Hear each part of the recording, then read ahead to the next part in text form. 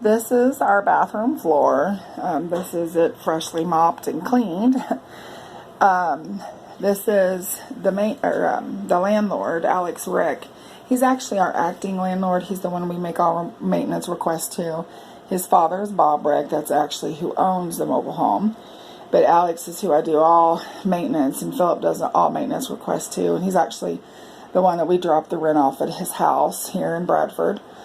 But he promised us that this floor would be replaced. He's promised it in a couple of text messages, as well as last Saturday when he was here, when the cold water lines had froze up. So this is also my bathtub that the Ohio Waiver program, excuse the towels, has said that they will completely take out and replace with a new walk-in tub shower. It's about $10, $15, possibly even $20,000, she said, remodel in this area. But in order for them to do that, the landlord has to have the floors replaced.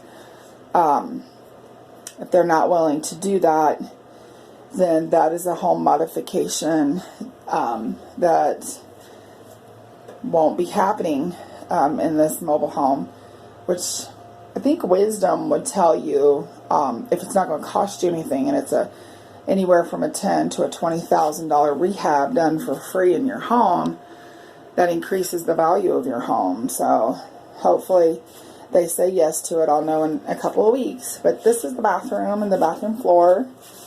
This is my vanity. Pardon the mess. I don't really use the inside of it, as you can see. But it's still a work in progress. It is. Thank you, guys.